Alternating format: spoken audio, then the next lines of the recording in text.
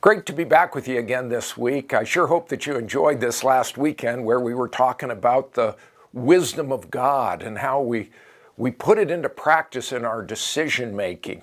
And those six insights, the nuggets of wisdom that we shared, you have some great questions about those nuggets and some of the other things that Pastor Scott has put together, and I hope that you enjoy them in your discussions. What I wanted to do, give you one biblical illustration. I ran out of time, which is not that unusual, but I wanted to highlight the life of the Old Testament patriarch Joseph, because he in many ways is the best biblical illustration, for sure in the Old Testament, of a man who put wisdom into practice and saw good results of it. If you know the story of Joseph, he was one of the sons of Israel. His brothers hated him because he received revelations from God that spoke about his exaltation, if you will. And as a result of their jealousy and their anger, and as a result of their father's love for Joseph, they threw him into a pit, told their dad that he was dead, sold him into slavery. Joseph's life was an absolute mess. He ended up in prison, accused of rape. While he's in prison, he's badly treated, but is ultimately elevated to the place of second ruler in all of Egypt.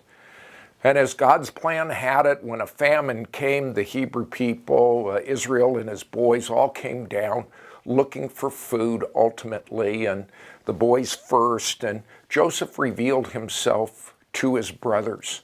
And in a famous statement out of Genesis chapter 50 and verse 20, may be familiar to you, Joseph revealed himself to his brothers, and in the process promised to do them good in spite of what they had done. Here's what he said, Genesis chapter 50 and verse 20. As for you, you meant evil against me, but God meant it for good in order to bring about this present result to preserve many people alive. What's so significant about that statement is that life was not always good for Joseph, but it was good for other people around him.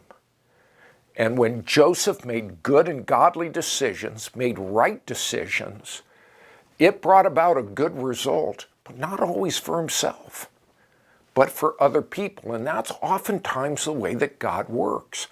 And you have an opportunity to share a little bit. Did you ever make a good decision, turn out to be difficult for you, but good for other people? I hope that you'll interact honestly and transparently as we're all in this life together. And there are times when life is really, really confusing.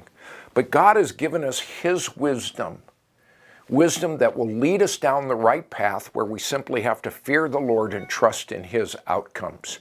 So take the time to dialogue and discuss, gab about those questions that Scotty has written up, and I pray that the Lord will unite our hearts together around His Word. So thanks for taking the time with me, and I'll look forward, Lord willing, to being back with you next weekend. So blessings on you.